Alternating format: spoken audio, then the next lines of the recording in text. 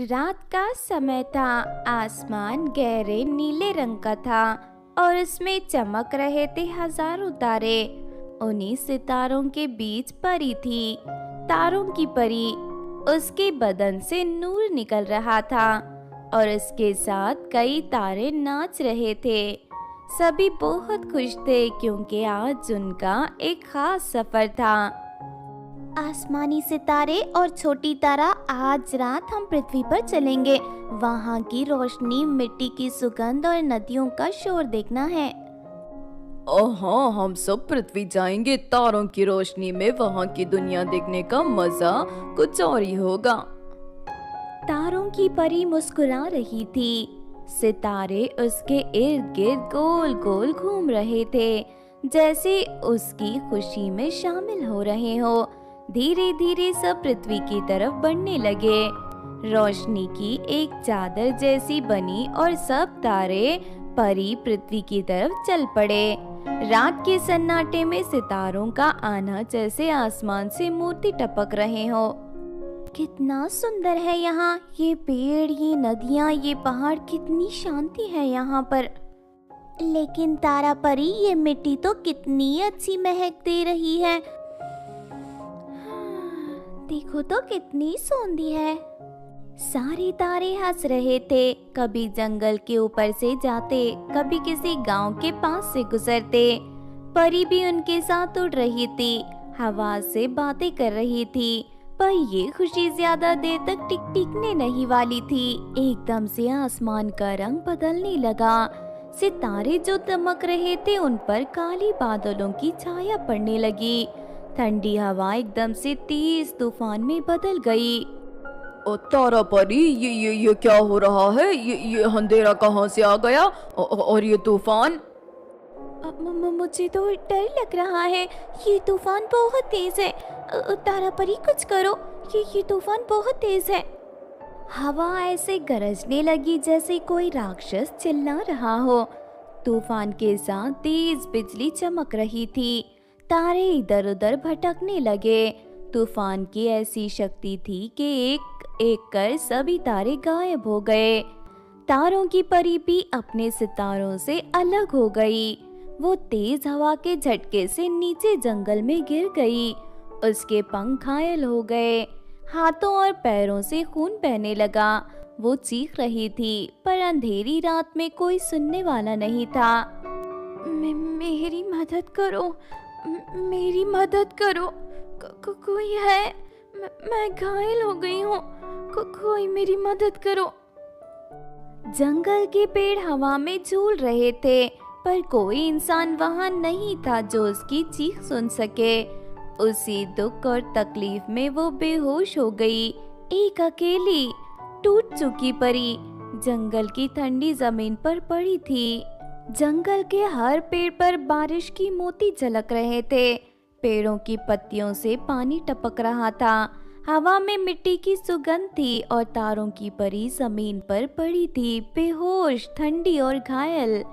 उसी जंगल के कोने में 3 छोटी लड़कियां, राधा, गुड़िया और सीता, लकड़ियां और फूल चुन रही थी। अरे गुड़िया, ज्यादा दूर मत जा, जंगल बहुत बड़ा है, खो जाएगी तू। और यहाँ पर जंगली जानवर भी बहुत होते हैं, कहीं वो हमारे सामने ना आ जाए, वरना हमारी जिंदगी खतरे में पड़ सकती है। सीता दीदी, देखो ना, ये फूल कितने सुंदर हैं। माँ इसे मंदिर में रखेगी, है ना? इसकी खुशबू तो देखो और रंग तो देखो, कितने गहरे और अच्छे हैं।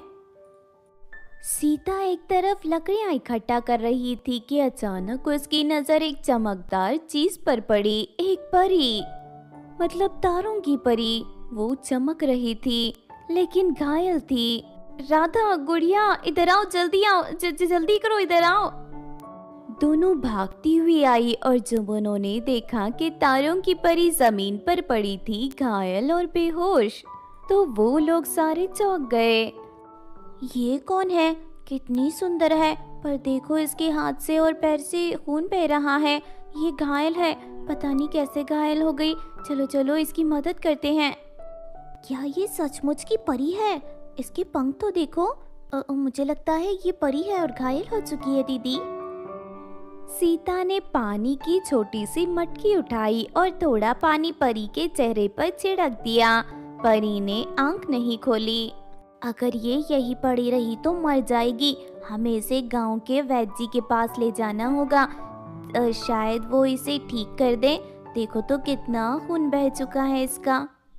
तीनों मिलकर पत्तों और छोटी लकड़ियों से एक छोटी सी खाट बनाई। बहुत मुश्किल से तारों की परी को उस पे इकट्ठा कर गांव की तरफ चल पड़े। गांव के लोग जब उन्हें देखने लगे तो सब हैरान हो गए। परी से एक चमकदार रोशनी निकल रही थी। अरे ये क्या लेकर आई हो? ये लड़की कौन है और ये रोशनी कैसी? ये तो परी लग रही है, परी। हाँ काका, आपने ठीक कहा। ये एक परी है, जंगल में गिर गई थी।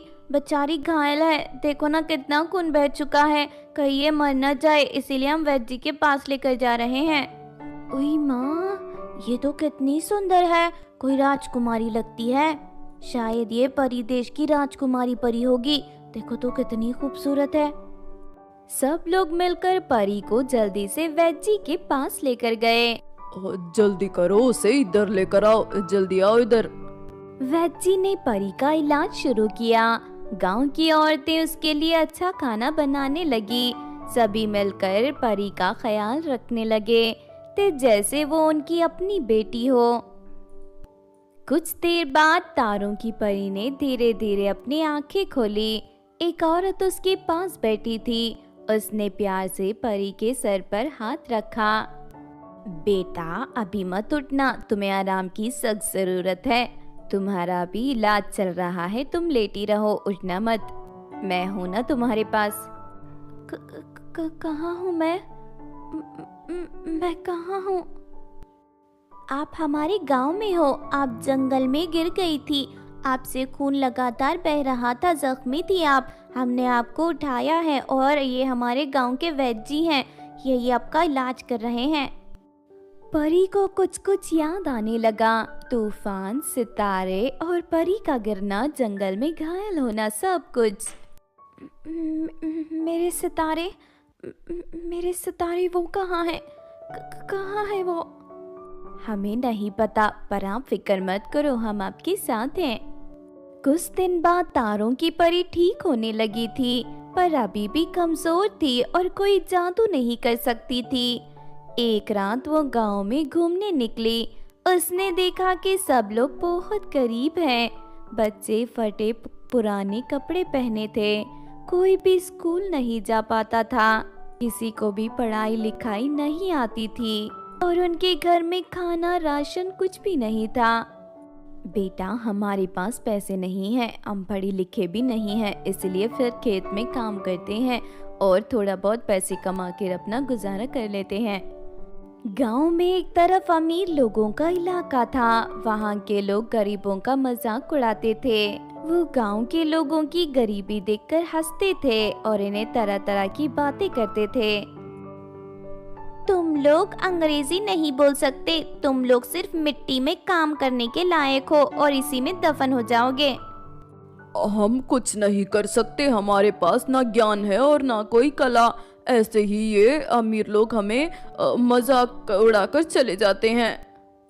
तारों की परी सब कुछ देख रही थी। उसने सोचा जब उसका जादू लौटेगा वो कुछ करेगी इन गांव वालों के लिए। एक रात जब परी का जादू लौटा, तारों की परी अब बिल्कुल ठीक हो चुकी थी। उसके पंख फिर से चमकने लगे और उसका जादू वापस आ गया। गांव के लोग अब भी गरीबी में जी रहे थे। बचपन से लेकर बुजुर्ग तक सब अनपढ़ थे, भूखे थे। परी ने सोचा अब समय आ गया है कि कुछ करने का। उसने रात के सन्नाटे में आसमान की तरफ देखा, हाथ उठाया और जोर से पुकारा, मेरे सितारों, मेरे दोस्तों, आज सभी तारे एक साथ आ जाओ, मुझे तुम्हारी जरूरत है। कहाँ हो तुम? आओ, जल्दी आओ। एक पल के लिए सब कुछ शांत हो गया, फिर आसमान चमक उठा। एक एक करके तारे नीचे उतरने लगे। पूरा गांव एक चमकती रोशनी में जगमगाने लगा। गांव के लोग रात में जग गए। सभी ने देखा कि आसमान से तारे नीचे आ रहे हैं और एक एक कर एक सुंदर तारों का स्कूल बना रहे हैं। ये क्या हो रहा है? ये रोशनी कैसी? ये तो बहुत खूबसूरत है। ऐसा लग रहा है जैसे तारों की बारिश हो रही हो। और देखते ही देखते सारे तारों ने मिलकर एक तारों का बड़ा सा स्कूल बना दिया। राधा, गुड़िया, सीता और गांव के सभी लोग बहुत ही ज्यादा खुश थे। सभी के चेहरे हैरानी से भरे हुए थे। ये देखो, एक बड़ा स्कूल, परी दीदी ने स्कूल बना दिया, वो भी तारों का स्कूल। कितना खूबसूरत है। सितारे एक साथ मिलकर एक बड़ा चमत्कार स्कूल बना चुके थे। इस स्कूल में हर तरह का ज्ञान था। अंग्रेजी, सिलाई, लकड़ी का काम, खेती और सुरक्षा का ज्ञान भी। तारों की परी सबको अंदर ले गई। ये है तारों का स्कूल। यहाँ हर कोई सीख सकता है, कोई भी अनपढ़ नहीं रहेगा। यहाँ आप लोगों को हर तरीके का ज्ञान मिलेगा। अब आप भी अमीर लोगों से कम नहीं होंगे। मैं चाहती तो आप लोगों को पैसा, धन दौलत दे सकती थी, लेकिन इस दुनिया में ज्ञान और पढ़ाई लिखाई सब कुछ होती है। अगर आप पढ़े लिखे होंगे तो सारी दुनिया को जीत सकेंगे, अपना गुजारा कर सकेंगे। गांव के लोग इतने खुश हो गए कि उनकी आंखों में आंसू आ गए। परी बेटा, तुमने हमें नए जीवन का वरदान दिया है। तुम सदा सुखी रहो मेरी बच्ची। हम भी अंग्रेजी सीखेंगे, हम भी कुछ बनेंगे। हम बचपन से हमारा सपना था कि हम स्कूल जाएं। आपका शुक्रिया परी दीदी। उस रात के बाद से हर रात तारे नीचे आते और स्कूल के अलग रूप ले लेते और सभी को पढ़ाने लगे। कोई सिलाई सीखता, कोई लकड़ी का काम सीखता, तो कोई अंग्रेजी बोलना सीखता। गांव के बच्चों से लेकर बड़े बुजुर्ग, औरतें, सब लोग कुछ ना कुछ सीखने लगे। जितने भी लोग गरीब थे, अब उनके हाथ में हुनर आ गया था। कुछ महीने गुजर गए। गांव के लोग अब नए नए काम सीख गए थे।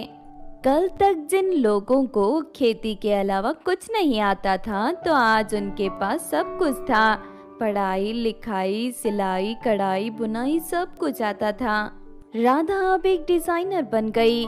सीता अब अंग्रेजी टीचर बन गई। गुड़िया अब एक किसानों की मदद करती नए तरीके से खेती सिखाने में। सब लोग अब पैसे कमाने लगे, नया घर बनाने लगे।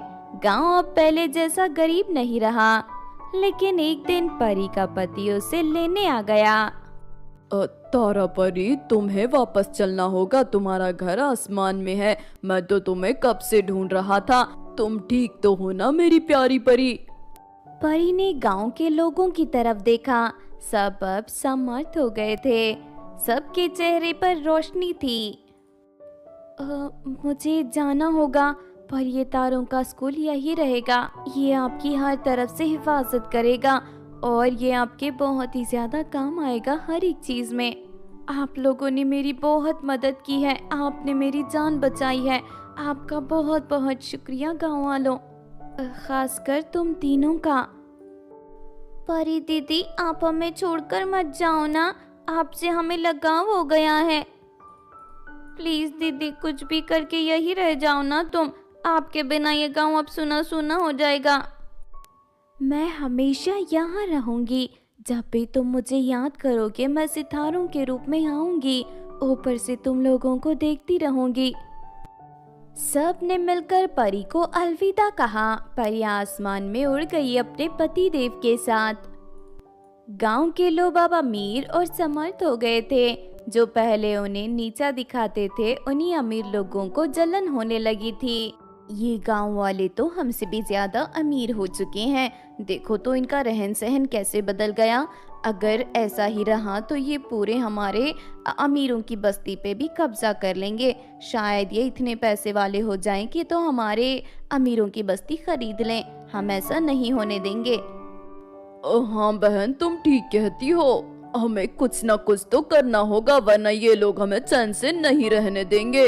इन्हें ऐसे देखकर तो मुझे बहुत जलन हो रही है। मैं ऐसे घुट घुट कर नहीं जी सकता। एक रात वो अमीर लोगों ने मिलकर तारों के स्कूल को जलाने का प्लान बनाया और वो तारों के स्कूल को जलाने के लिए वहां आ गए। ये गरीब लोग हमसे ज्यादा तरक्की कैसे कर सकते हैं? इस स्कूल को जलाना ही पड़ेगा। अगर ये जल गई तो शायद इनका सारा हुनर खत्म हो जाए, क्योंकि ये स्कूल जादुई है। लेकिन जैसे ही उन्होंने आग लगाने की कोशिश की, स्कूल जिंदा हो गया। मतलब स्कूल की आंखें, होठ, चेहरा सा बन गया और वो बात करने लगा। जो शिक्षा का दुश्मन है उसका यहाँ कोई काम नहीं। तुम लोग चले जाओ, वरना मैं तुम्हें भस्म करके रख दूंगा। तुम लोग जानते नहीं, मैं जितना अच्छा दिखता हूँ उतना हूँ नहीं। अच्छे लोगों के लिए मैं अच्छा हूँ और बुरे लोगों के लिए मैं बुरा स्कूल हूँ। चले जाओ यहाँ से। स्कूल ने उन लोगों को तेज बिजली के झटके दिए। सबके चेहरे काले हो गए, बाल झड़ गए और वो रो कर वहाँ से भाग गए और दोबारा कभी उस गांव की तरफ नहीं आए। अमीर लोगों की हार और गांव वालों की जीत हुई। जिस दिन अमीर लोग शिक्षा के दुश्मन बना कर आए थे, उस दिन उनकी शक्ति उन्हीं के खिलाफ हो गई। तारों का स्कूल ने उन्हें सबक सिखा दिया। उनके चेहरे काले हो गए और बाल गिर गए और वो डर से भाग गए। उसके बाद कभी किसी ने शिक्षा का मजाक नहीं बनाया। गांव के लोग और भी हिम्मत से सीखने लगे। एक रात जब गांव वालों ने नया इतिहास लिखा, एक दिन सभी लोग स्कूल के बाहर इकट्ठे हुए। सब ने तारों की परी को याद किया। परी बेटी, तुमने हमारा जीवन बदल दिया। आज हम जो भी हैं सिर्फ तुम्हारी वजह से हैं। हम आज यहाँ तुम्हारी वजह से खड़े हैं। तुम सदा सुखी रहो। हमें अब अपनी कहानी लिखनी होगी। हमें दिखाना होगा कि एक छोटा सा गांव भी नए सपने देख सकता है। वो छोटा सा गांव भी कुछ भी कर सकता है। सब ने मिलकर कसम खाई कि वो कभी पीछे नहीं हटेंगे। एक साल बाद पूरा गांव बदल चुका था। राधा अब एक मशहूर फैशन डिजाइनर बन चुकी थी। उसके डिजाइन बड़े बड़े शहरों में बिकने लगे। सीता एक टीचर बन गई थी। उसने नए स्कूल बनवा दिए जिसमें बच्चे नए नए विषय सीखने लगे। गुड़िया नई खेती के तरीके लाई थी। उसके खेत में नई फसल उगने लगे जो पूरे देश में बिकने लगे। गांव में नए घर बन गए। सब लोग अच्छे कपड़े पहनते, अच्छा खाना खाते और नए नए काम सीखकर अमीर बन गए। जो पहले गरीब थे अब वो नए नए शहरों में काम कर रहे थे। एक दिन एक बड़ा पत्रकार उस गांव में आया। पहले ये गांव सबसे गरीब था, आज ये इतना सफल कैसे हो गया? हमें एक परी मिली थी। उसने हमें शिक्षा का अर्थ समझाया, हमें हुनर दिया, हमें हुनर सिखाया। ये जादुई तारों का स्कूल उसी की देन है। परी क्या सच में परी होती है? हाँ, वो भी यही है।